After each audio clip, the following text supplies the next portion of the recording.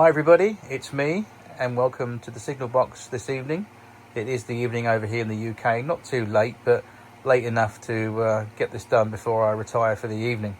Anyway, don't forget to hit the like and subscribe, and a shout out to my regular subscribers and followers. Thank you very much, and with your comments and support really means a lot to me. Anyway, we'll crack on with the video. So something came in the post today whilst I was out and about, and I think it's definitely worth showcasing. So what came in the post? Well, let's have a look first of all. Matron.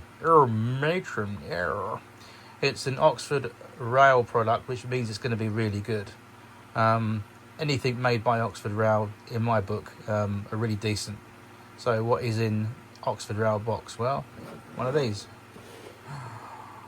It's a Great Eastern Railways N7 tank engine. Oh wow, 69670, which is a really rare model. When these N7s were released, about 5 years ago, these were released.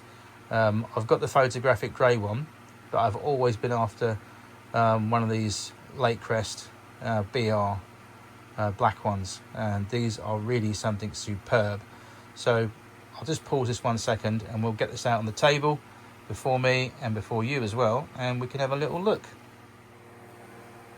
Okay, well, there is 69670 out of the box. She's an 062 N7 class tank engine, and these were predominantly found on the Great Eastern routes, specifically out of London Liverpool Street, doing what was known as the jazz services back in the early 1950s, when the Great Eastern Railway, they were named after these local jazz popularity, I believe, and at the time it was really the in thing, and people were going to see a lot of jazz concerts and stuff like that, and they called them the jazzers, or the jazz services, specifically on the Chinkford branch, the Enfield Town branch, out London Liverpool Street. One of my first jobs I actually had on the railways in 1994, when I first started on BR. Well, I say BR, it was rail track, but everyone classed it as BR still. And one of my first jobs, I was box boy and rail operator at Hackney Down Station, and this was a stomping ground of these N7 tank engines. They are an absolutely lovely model, and I've been after this one for, like I said, for about 5 years. So it's been a long time coming, but I found one of these on the internet the other day, actually from a model shop way up in Yorkshire, in Settle, and I saw it on the website. I thought, okay, because I previously looked at different websites with these on, and every time I went to investigate further, it turned out the model was non-existent. It had been long sold, they hadn't updated their system, or it was just unavailable. So I've seen a few of these about on that well-known auction site, but I wanted to get 69670. 69621 is out there, but this is the one that I wanted, because it's got quite a unique front finish, and this is the one that I was kind of after. So I was very pleased when said model shop up in Settle in Yorkshire, I phoned the chappie up, very nice fella, and I said, have you got blah blah blah still on your website, because it's showing as this for this price? He said, yep, that's definitely on there, and if it's on there, that's what you'll pay, and as soon as you pay for it, it's yours. So that's exactly what I did. I paid approximately, I think it was altogether with postage, was about £102, which I think is fair. And like I said, the box was in a little bit of a disrepair, with a little bit of a scuffing on the corner there that was taped up, but I'm not going to worry about that, as long as what's inside's okay. And as you can see, this thing is in very good condition. It was advertised as brand new, funny enough, and I do suspect it is brand new, because having run this in this evening for 25 minutes each way, it definitely was brand new. It needed running in.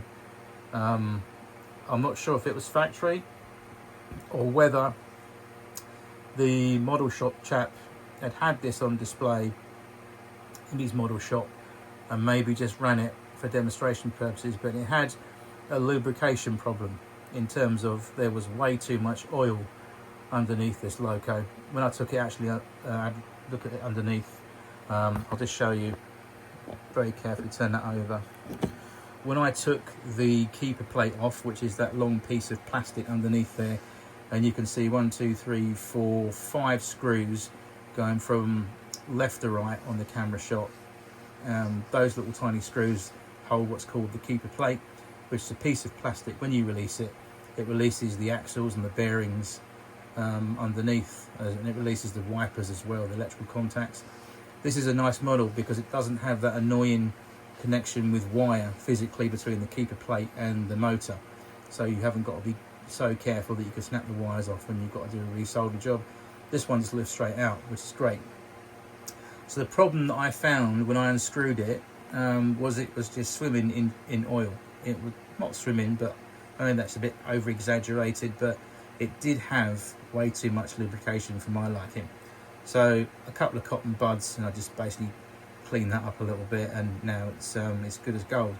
The wheels, as you can see, are in very good condition. Now, I think this is brand new, to be honest with you. From my experience as a railway enthusiast and as a modeller, this is in very, very mint condition. It's hardly ever been run.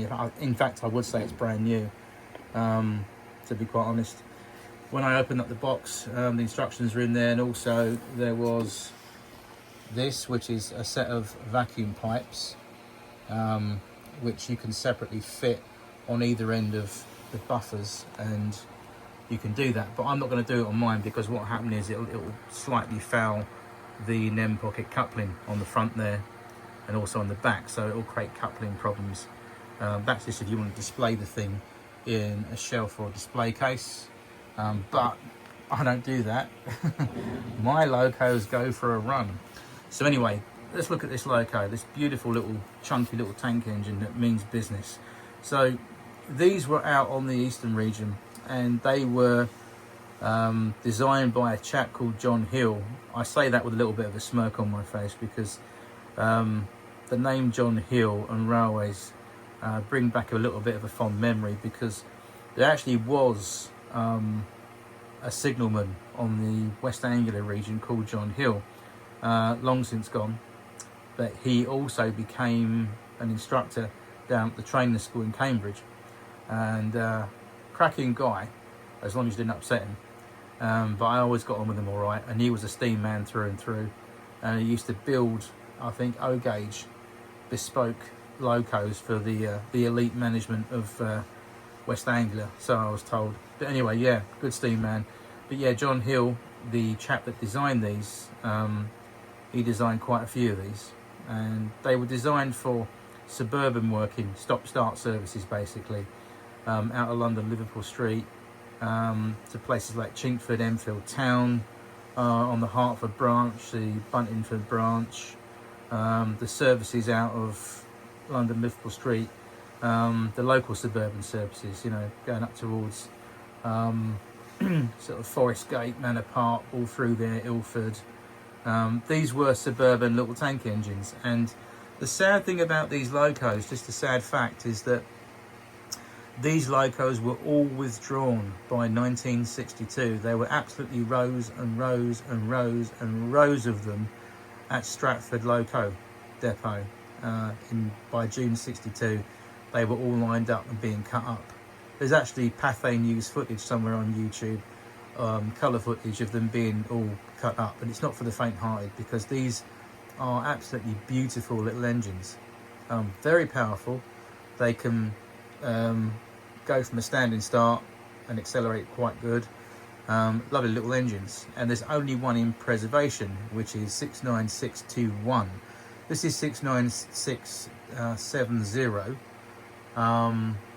which, no, actually, hang on, let me backtrack on that 1 second. Correct me if I'm wrong, I'm not always inaccurate, but I think I'm safe to say that, yeah, 69670 is the one that is in preservation, has been renumbered now to 69621. I think. Anyway, there's one of these left at the East Anglian Railway Museum. It's being currently restored just to full steam in order. But yeah, anyway, let's get on with the actual loco itself this evening. So let's start always from the smoke box end. This is why I picked this one. I always wanted this one. Look at this. It's got that typical Stratford finish, which consists of the polished firebox, should I say firebox? The smoke box, get it right. The smoke box door, hinge and surround that goes around the front of the smoke box there is simulated in polished up condition. And that was a Stratford thing that the Stratford crews and cleaners always did with the N7s. They were very proud of their N7s, great little engines, and that's lovely. So we've got the 69670 on the front there in red, which makes it really pop. That's quite nice. And then that nice little separately fitted smoke box dart door handle there, which is quite nice.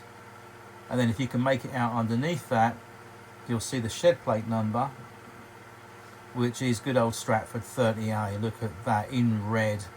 That's beautiful. And if I just slightly zoom out with the camera, we'll start on the front end. And as you can see, the paint finish on this is beautiful. It really is lovely. It's not that shiny stuff. It's like a nice matte finish. There's loads of detail to look at there. There's rivets, separate fittings there. On the buffer beam, you've got some vacuum pipes there, a hook, and just above the NEM pocket coupling there's a hook as well, that you can separately pull that out if you don't want it to be on the front, so you can do that. The buffers are sprung loaded. There's separate lamp iron brackets in the front.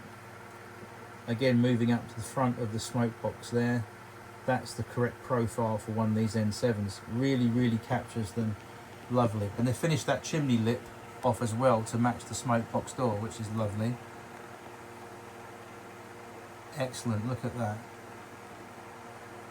If we come down there, just to the front there on the running plate, we've got some overhead line flashes there, which that's lovely, because that's just pre-electrification on the West Anglia side things.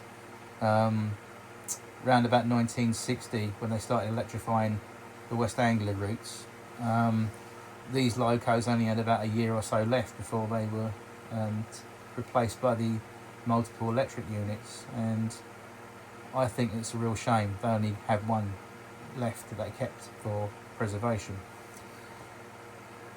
Some nice detail there, as you can see, separately fitted detail just under the boiler there, handrail, the rivets there. These boiler bands are beautiful. Again, this is an Oxford rail model. I would even go as far as to say that these models blow Hornby out of the water. I think it's very sad the way Hornby have gone, to be honest with you. I'm not going to go into a tangent too much and waste everyone's time, but let's just say Hornby is not the model railway manufacturer it used to be. They've got some very good locos out there, but a lot of what's being done lately is really questionable. Anyway, but look at these boiler bands, they're beautiful, very nicely applied. You've got the separate water filler caps on the side tanks there, that's beautiful. Separately fitted handrail, that's nice as well. On the running plate there's a separate handrail to grab hold of as you climb that step there. Everything is accessible on this loco, which is great in miniature. You've got the steps there that you can climb up to with the handrail on top of the tank for the fireman to do his bit, and the lovely line and wheel British Railways logo there, crisply applied. You've got the separately fitted safety valves up there, the whistle, the washout plugs just behind the handrail there, the ventilation columns for the water tanks there either side, those lovely Great Eastern Holden looking windows for the fireman and driver side. Truly Great Eastern design, finished off with a lovely brass coloured surround. Some nice rivets detail on the roof there. And on my example here, I'll just zoom out a bit, sorry about that guys, apologies for the finger, but you can open the cab roof vent, which is nice, and you can look down and see what's going on with the crew. Speaking of the cab, there's quite a lot to look at in the cab if I can get in there. Well, with the camera that is, not with me personally. I won't fit in there, would I? Silly. You can't see too much, but yeah. There's, believe it or not, quite a lot of detail in there.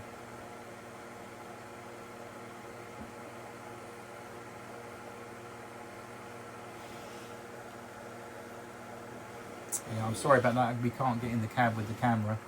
But believe it or not, there is quite a lot of detail in there. There's different regulator controls and bits and pieces in there that are very, very nicely done in miniature. That cab, the roof does actually come off, I do believe. And you can look inside. But I'm not going to take mine off. The lettering on the side there, the trim around the number and around the tanks is done very nicely. Again, that nice little overhead line flash there, just to keep the staff wary that there is overhead line wires above your head, and you do not climb above that overhead line flash sign. Here's a little fun fact for those of you that are non-railway out there, or maybe you don't know this fact, because we're not all experts on this channel. So a shout out to the sort of the newbies. If you're ever standing on a railway platform where there's overhead lines powering the trains, when the train comes in, you're standing on a safe distance on the platform waiting for it to come in. When a train comes to a stop, if you look for an orange line above the doors or along the side of the train above the windows, you'll see an orange line. And what that means is, if you go above head height, if your head pokes beyond that orange line, you're within 9 feet of the overhead line equipment. And at 25,000 volts, that will jump and it'll have you. How do I know that? Because I used to work on the overhead line out of Romford for a few years. It's got a jumping potential, especially on damp days. So the idea is that overhead line flash warns the staff, watch out above your head. So we'll just bring this round this evening. Look at that. Isn't that nice? I love those windows at the back there. The shape of those windows, and also the simulated grills obviously behind the glass there, because we've got coal flying in and out of that bunker. We don't want to smash the window, so great idea with those protective bars over the windows. Great. A nice coal bunker as well. That's nicely finished. The back detail is beautiful.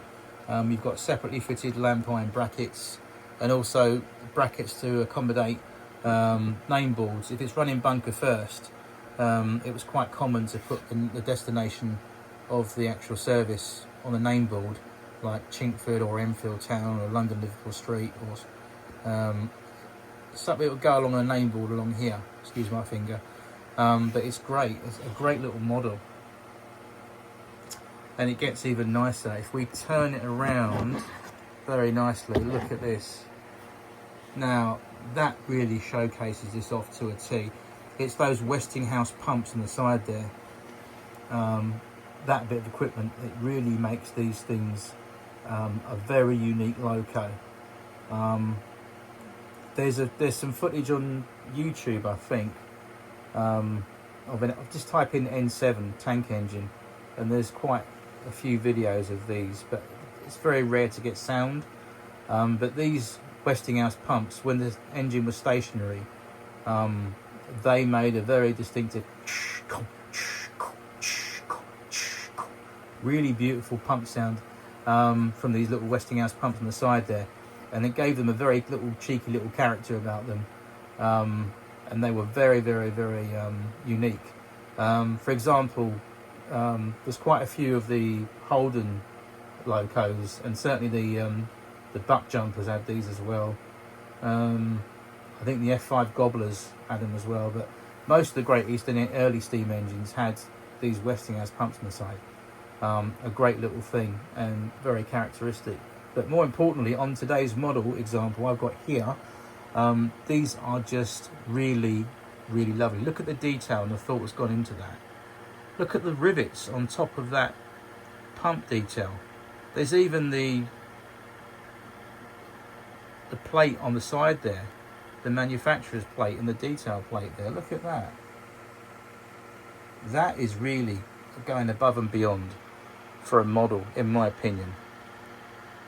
It's lovely. It's really a thing of quite magnificent beauty.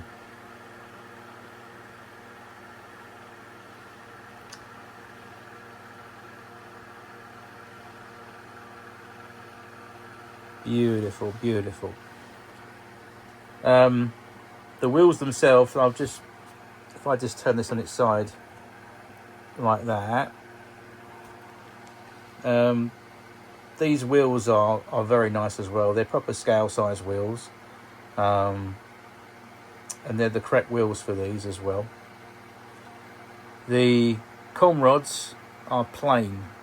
Now I'm really tempted to get some rail match signal red colour and just paint those com rods red, as they were really given their typical trademark look from Strata Stratford shed job. They always painted their N7s, the com rods, the pistons, the side rods red, with that polished up smoke box on the front. That really made the thing stand out. Definitely very tempted to do that, but at the moment it will stay as it is. The rear little pony truck wheel is very nice, very free moving as well on the model. And again, we might try, oh here we go, we might be able to see in the cab. Oh, we can. That shot there gives me a little bit of a peek into the cab. Well, more so you guys at home actually, not me. But oh, that's nice. Look, just about get in there. If I keep the camera there, hopefully I might be able to try and get in. Will it allow me to do that? Yeah, there we go. That's the shot I wanted to show you at home. Look at that. Isn't that nice? There's a lot of detail in there.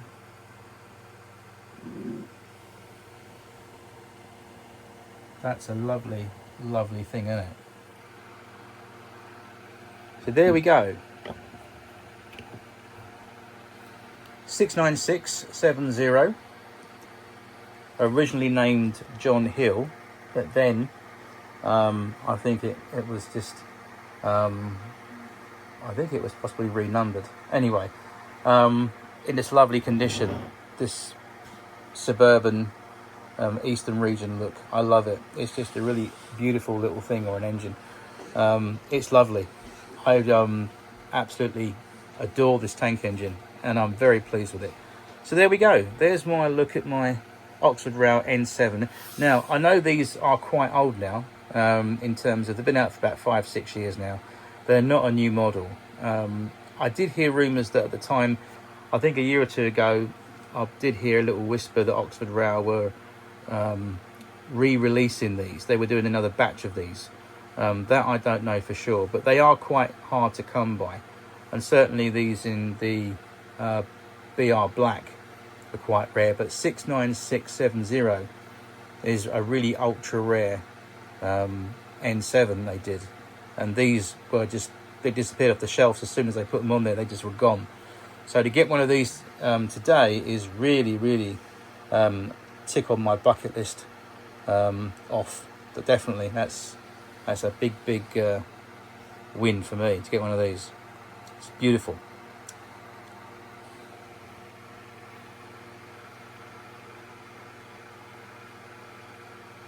Again, it's got that nice matte finish on there. It does itself justice, I think, with that. The NEM pockets in the front, if you get one of these, they are removable, so you can take these off. You can put KDs on there, or you can just take them off completely and just have it without coupling on the front.